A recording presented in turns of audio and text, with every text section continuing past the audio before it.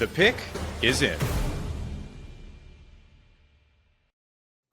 With the number 2 overall pick in the 2026 NFL Draft, the New York Jets select David Bailey, edge rusher, and Locked On NFL Draft is sponsored by Kalshi. Trade draft picks in a live market with no house. Download the app, use code Locked On, get $10 when you trade 10. Kalshi, trade on anything. I'm Kevin Oestreicher, joined by John Butchko from Locked On Jets. And John, it is David Bailey at number 2 for the New York Jets. There were a lot of names the Jets could have gone with the second overall pick. Was David Bailey the name you had circled all along for the Jets? It always seemed like it was going to be between Arvell Reese and David Bailey.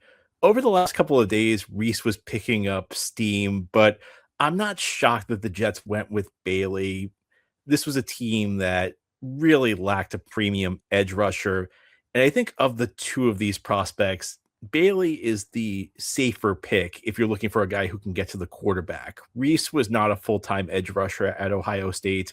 Now, a lot of smart people, a lot of great analysts think that he's going to develop very well in the NFL as a pass rusher, but Bailey did it in college. You know, he had 14 and a half sacks last year at Texas Tech.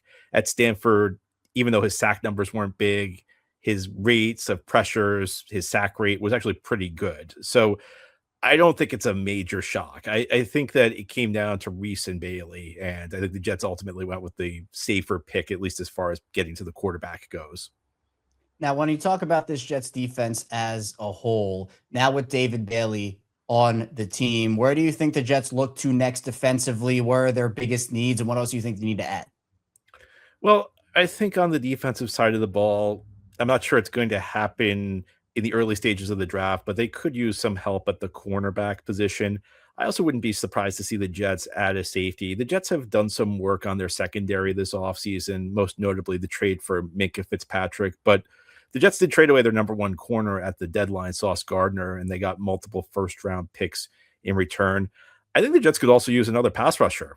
You know, even though the Jets signed a couple of guys in free agency, Kingsley Enagbare and Joseph Osai, those guys aren't premium edge rushers. So I wouldn't be shocked to see the Jets go in that direction later on in the draft as well, because this is a defense that frankly needed everything, Kevin. They gave up over 500 points last year. There really was not a good part of the team on that side of the ball. Now, one of the cool things about having a couple of first-round picks is that second one leaves a lot of possibilities for maybe what the Jets could do with it. Do you think there could be any movement for the Jets, not even just with the 16th pick, but maybe throughout the 3 days of this draft if they really like a prospect or two? Absolutely. The Jets have an excess of draft picks this year. They have that extra first-round pick, which they got for Sauce Gardner, but they also have an extra second-round pick, which they got for Quinnen Williams. They're also sitting at 33 overall. They have the top pick in the second round, and that's a spot where you see a lot of movement. Sometimes teams move up. They want to get an extra first-round pick to get the fifth-year option with the prospect they draft.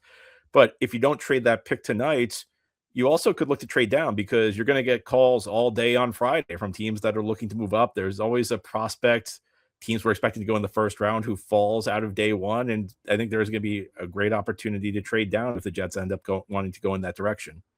For more on the Jets, subscribe to Locked On Jets wherever you get your podcasts.